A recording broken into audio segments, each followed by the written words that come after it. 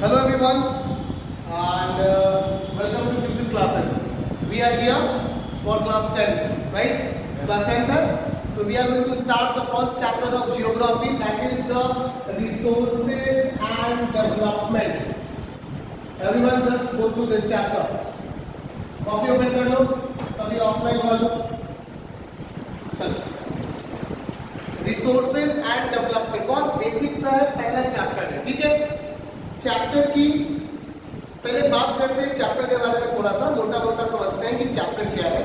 तो देखो चैप्टर की झलक जो है ना, ये ऑलरेडी आपको मिल चुकी है कहाँ, क्लास 8 में.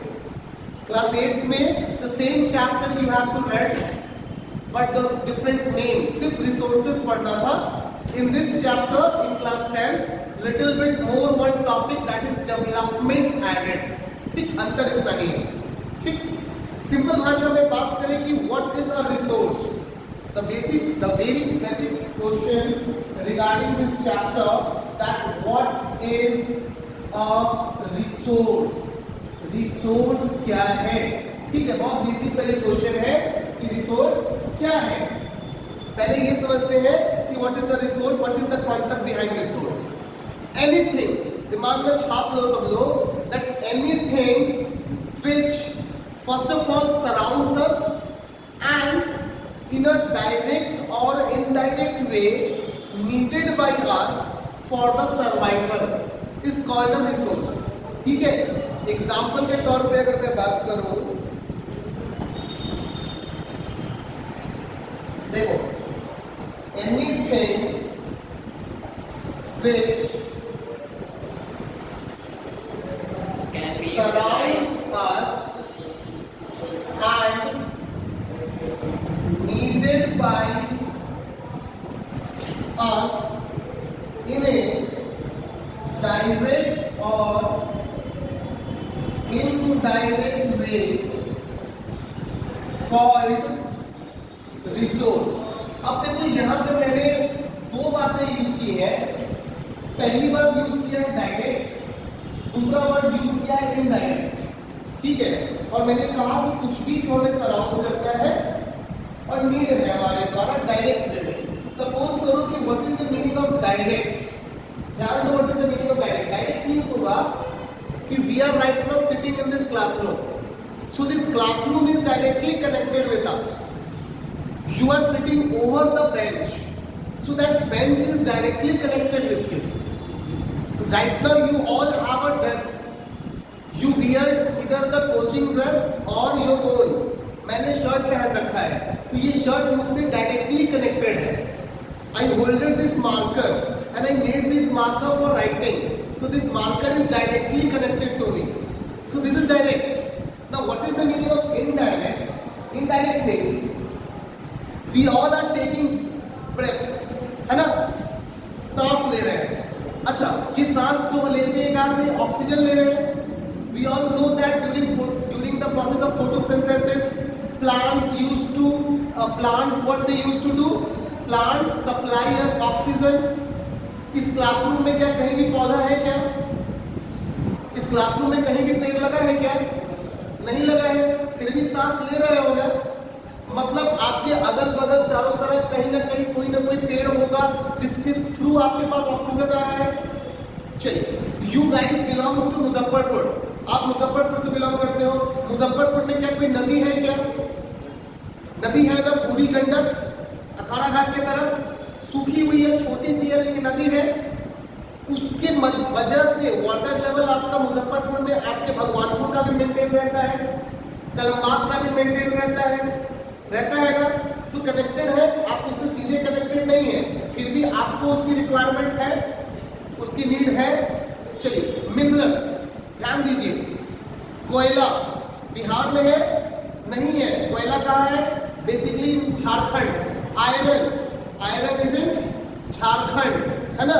But we are connected with it. We need iron for our day to day activity, for our basic requirements. तो ये चीजें ऐसी है जो हमारे अगल बगल तो नहीं है, बट फिर भी हम इन पर डिपेंड करते हैं. इसीलिए मैंने वर्ड यूज किया कि डायरेक्ट और इनडायरेक्ट दोनों.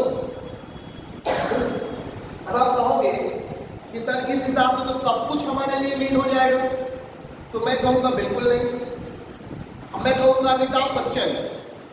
अमिताभ बच्चन ना डायरेक्ट वे में तुम्हारे लिए नीड रिसोर्स है और ना इनडायरेक्ट वे में तुम्हारे लिए रिसोर्स है। अमिताभ बच्चन अगर नहीं होंगे तो उससे तुम्हारा क्या बिगड़ जाएगा? आपकी सर्वाइवल खतरे में आ जाएगी क्या? आपके प्राण पखेरु उड़ जाएंगे क्या? आप मरने लगेंगे क्या? तो अमिताभ बच्चन आपके लिए ना डायरेक्ट तौर पे नीडेड है ना इनडायरेक्ट में नीडेड है। बात समझ रहे हैं मेरी? समझ रहे हो ना? है ना? अंडमान निकोबार में रहने वाले जो ट्राइबल्स है, झिंगालाहू टाइप्स, अब वो झिंगालाहू टाइप जो ट्राइबल है वो ना तुम्हारे लिए डायरेक्ट में रिक्वायरमेंट है ना इनडायरेक्ट में रिक्वायरमेंट है। मेरी बात तो समझ पा रहे हो? तो ये कहने का सेंस है कि आपकी रिक्वायरमेंट के हिसाब से बात मैं नहीं कर रहा, यहाँ पे रिसोर्स तय होता है। समझ लो मेरी बात? किसकी रिक्वायरमेंट के हिसाब से? तुम्हारे रिक्वायरमेंट के हिसाब से। अब मेरे पापा तुम्हारे रिसोर्स होंगे क्या? नहीं होंगे, ना डायरेक्ट में ना इनडायरेक्ट में, लेकिन मेरे पापा मेरे लिए रिसोर्स है।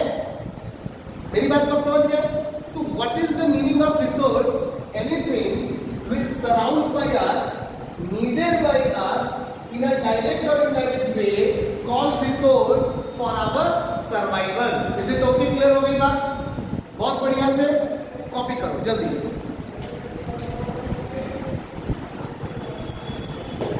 चलो नेक्स्ट टॉपिक।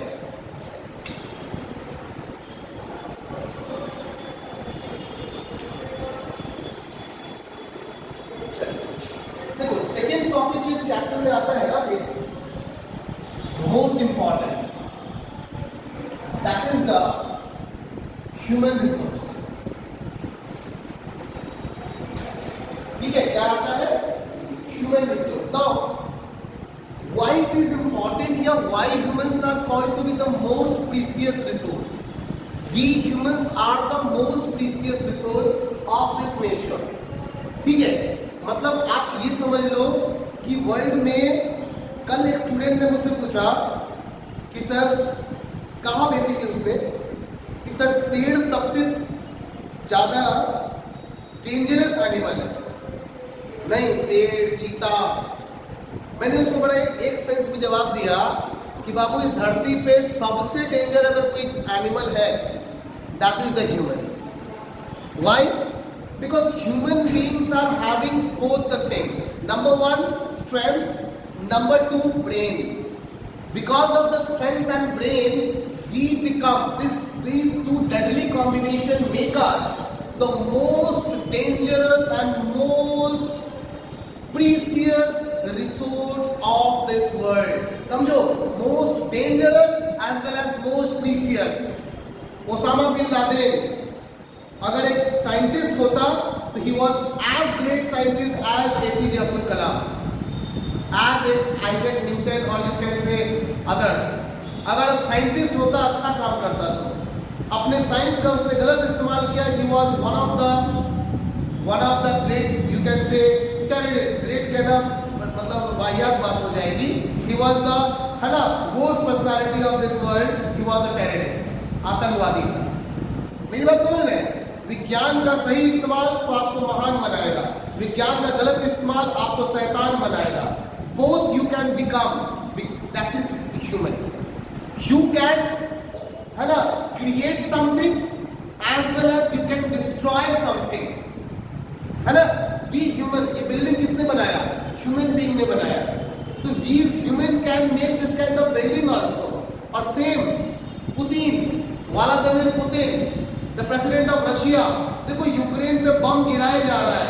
इतने सालों की उनकी मेहनत, उनके बिल्डिंग्स, उनके धरोहर, उनका हेरिटेज को तबाह कर रहा है। This is what we call the human resource. तो आंसर क्या हो जाएगा? ये तो सारा प्रवचन था। अब प्रवचन के बाद जो आंसर निकल गया वो क्या हो जाएगा कि humans are said to be the most precious. आप फटाफट से कॉपी करेंगे। Precious resource because humans developed or created almost every resource which we are using these days या in day-to-day activity. So humans are created all the resources which we use in our day-to-day activity or in our daily purposes. ठीक है, आज नहीं कल क्या करना आप लोग, आज के बाद कल आप लोगों को प्रॉपर वे में आप YouTube पे चले जाना और फ्यूसिस चैम्प्स आप लोग सर्च कर लेना. You will get the videos also there. Channel पे आपको वीडियोस मिल जाएंगे प्लेलिस्ट में क्लास 10 के. हर दिन का क्लास का वीडियो रिकॉर्ड होके वहीं पे अपलोड होगा फ्यूसिस चैम्प्स के अपने YouTube चैनल पे. आज के बाद आप सर्च करेंगे. चलिए फटाफट से इसको आप मेंशन कर लो, मतलब इसको आप कॉपी कर लो.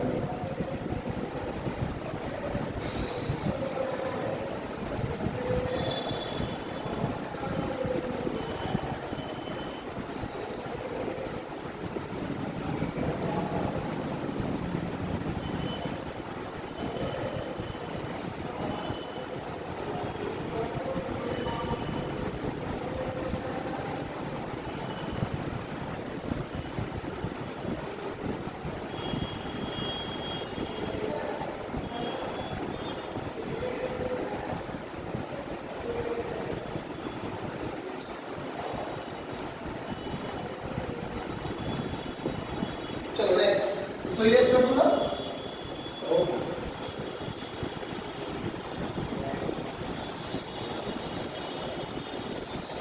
now the third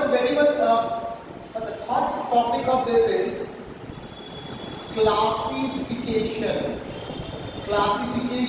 of resources. देखो हम लोग को क्या करना है ना, रिसोर्सेज को क्लासिफाई करना है. कुछ कैटेगरीज है, जिन कैटेगरीज में रिसोर्सेज को हमें क्लासिफाई करना है. For example if I tell you, तो number 1 classification which we have that is based on origin.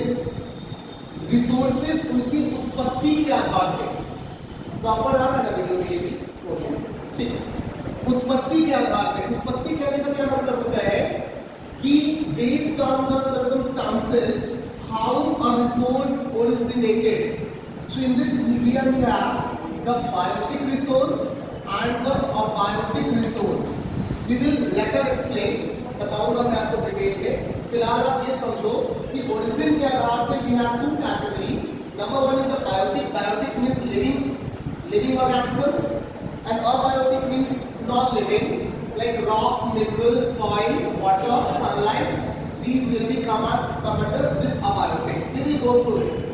Now, second topic की अगर हम बात करें, so after origin, the second we have that is the based on development. तो development के आधार पे we have number 1 that is the developed. क्या है? Second number we have that is the potential resource. Third one is the reserve and fourth one is the stock. So we have the 4.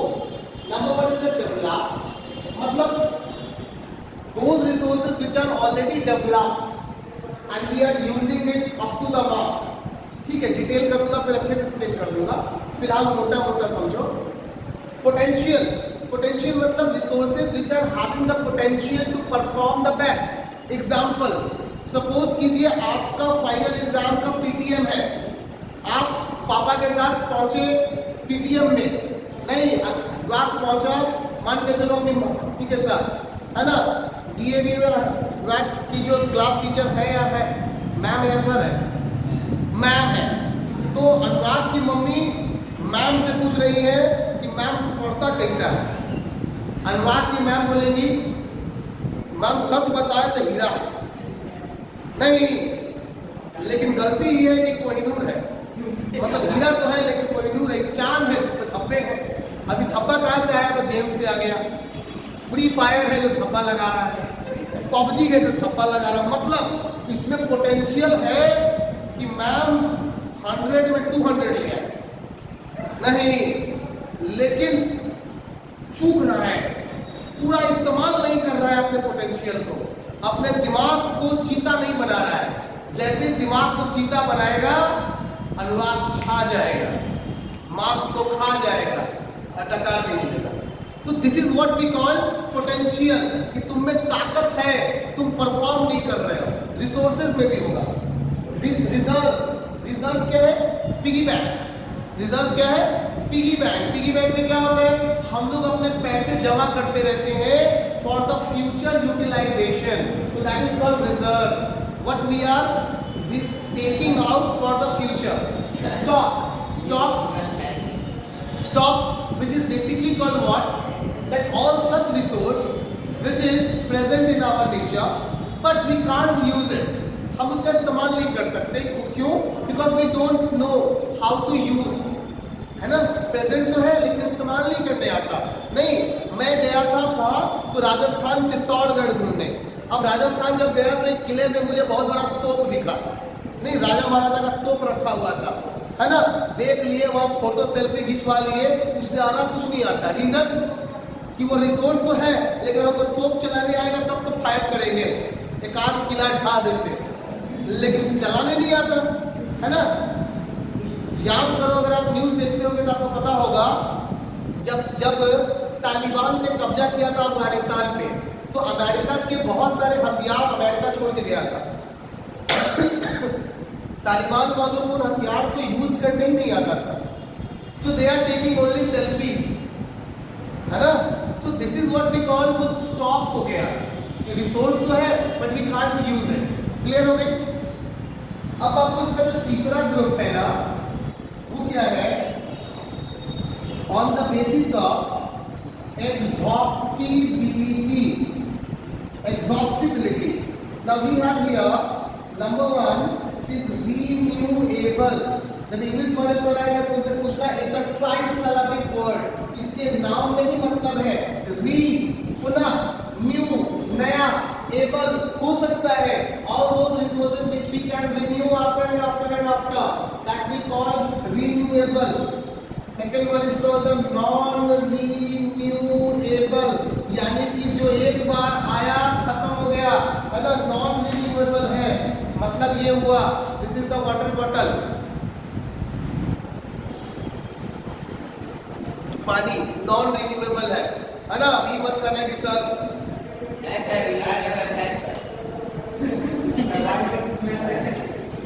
देखो, कहने का मतलब है कि अगर ये रिन्यू होगा भी तो इसमें हजारों सालों का समय लग जाएगा, और जितनी क्वांटिटी में बॉडी के अंदर जाएगा उससे बहुत कम क्वांटिटी में बॉडी के बाहर आएगा। नहीं समझ रहे हो? तो इसलिए ये कहना पॉसिबल नहीं है कि 100% ये रिन्यूएबल है। रिन्यूएबल का मतलब क्या होता है कि द प्रोडक्ट मैक्सिमम यूटिलाइज्ड। हंसने का क्या है? कॉन्सेप्ट है, समझना है। नहीं, पानी है, ठीक है? तो पानी अंदर गया, लेकिन उतनी ही, अगर मैं 1 लीटर पानी पीऊंगा तो 1 लीटर ही बाहर नहीं आएगा, समझ रहे हो?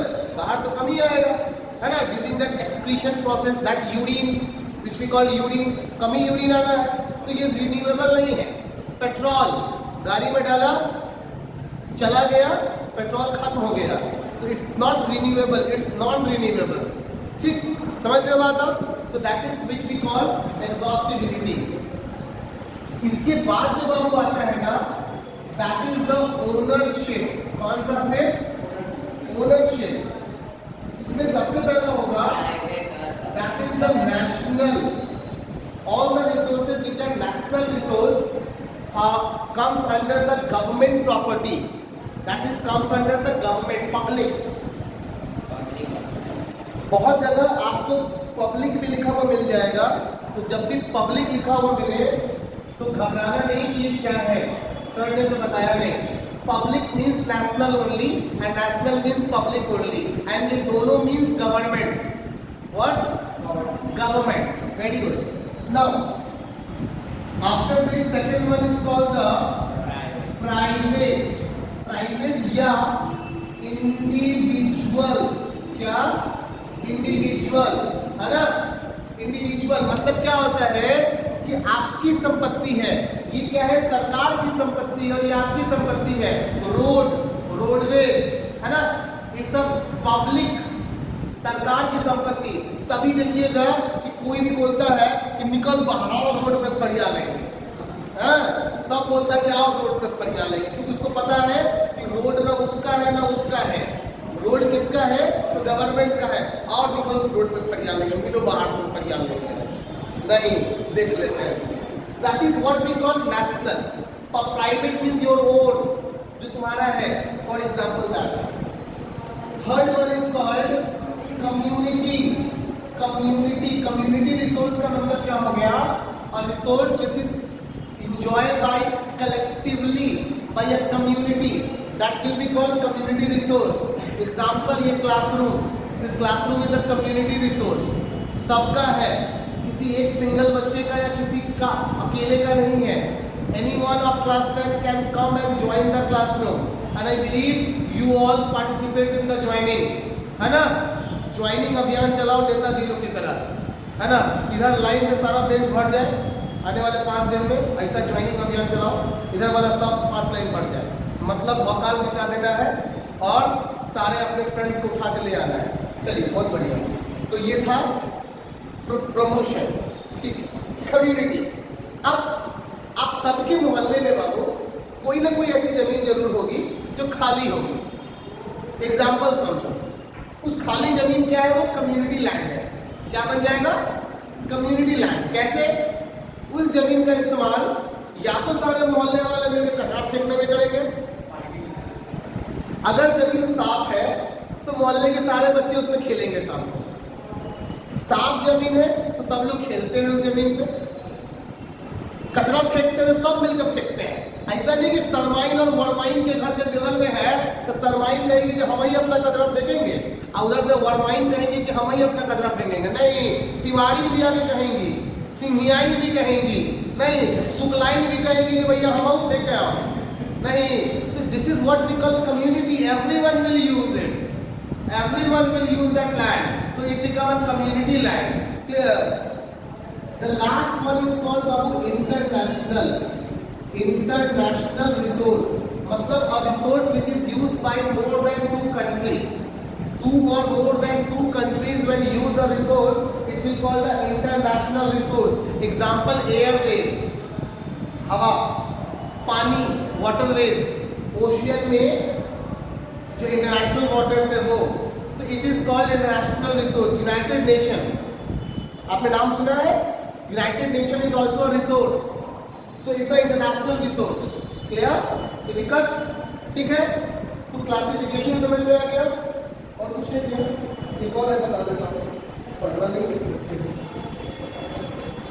On the basis of availability. देखो, अवेलेबिलिटी के आधार पे भी रिसोर्सेज का डिवीजन किया हुआ है. We have number 1 called ubiquitous and second one is called localized. Ubiquitous resource का मतलब a resource which is present everywhere, यत्र तत्र सर्वत्र, जो हर जगह उपलब्ध हो वो होगा ubiquitous. मतलब आप हिमालय पे चले जाएं, आपको हवा वहां भी मिल जाएगा, सनलाइट वहां भी मिल जाएगा, पानी वहां भी मिल जाएगा. ubiquitous रिसोर्स हो गया, है ना. आप बाबू स्पेस में चले जाए. स्पेस में चले जाएंगे तो आपको हवा तो मिलेगी. मैं धरती की बात कर रहा हूँ बिकॉज अर्थ की ही बात यहाँ हो रही है. आप धरती से बाहर चले गए जब स्पेस में चले गए नहीं तो वहाँ की गारंटी तो नहीं है. धरती पे आपको ये यत्र तत्र सर्वत्र मिलेगा. ठीक है. So that is called ubiquitous.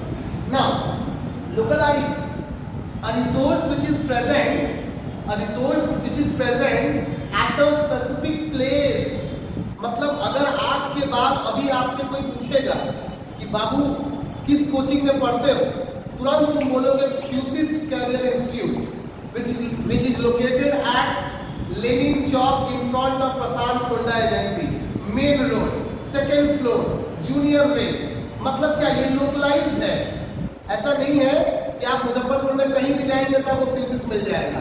फ्यूसिस आपको यहीं मिलेगा, प्रशांत होंडा के सामने मिलेगा, सेकेंड फ्लोर पे जूनियर विंग मिलेगा, और क्लास 10 का रूम यही है जिसमें आप बैठे हैं। एवरीथिंग इज लोकलाइज, फिक्स, है ना। तो आप यही बताएंगे और ऐसे ही अपने दोस्तों को लाएंगे और छा जाएंगे, है ना। तो क्लियर हो गई बात, जल्दी से कॉपी करो। कोई डाउट हो तो डाउट पूछते रहना। तो चलो ठीक है, ये क्लासिफिकेशन आप लोगों का डन हो चुका है। क्या किसी को कोई डाउट है इसमें? अब कल क्या होगा, मतलब जो नेक्स्ट डे होगी हमारी क्लास, उसमें क्या होगी, तो ये सारे क्लासिफिकेशन जो है ना, इनका प्रॉपर वे में we will do the complete definition with example. हालांकि सेकेंड पेज को जैसे ही आप टर्न करोगे, आपको ये पूरा सेकेंड और थर्ड पेज में आपका एनसीईआरटी का मिल जाएगा लिखा हुआ, ठीक। इसके बाद एक टॉपिक है जो मैं आपको ओरली बता रहा हूं, रीड करके आना। That is what do you mean by sustainable development. Sustainable development, what do you mean by sustainable development, this topic you must read, ठीक है। इसके अलावा अगर मैं बात करूं, सो द अर्थ समिट, तो sustainable development and the topic earth summit, Rio de Janeiro's earth summit, ये दोनों टॉपिक को आप अच्छे से रीड करके आना। Next day half of the chapter will finish, chapter का आधा पार्ट खत्म हो जाएगा, ऑलमोस्ट आधा चैप्टर आपका अगले दिन खत्म हो जाएगा। So go through with this, done. चलो मिलते हैं next day, till then take care, good day, bye bye. ये यही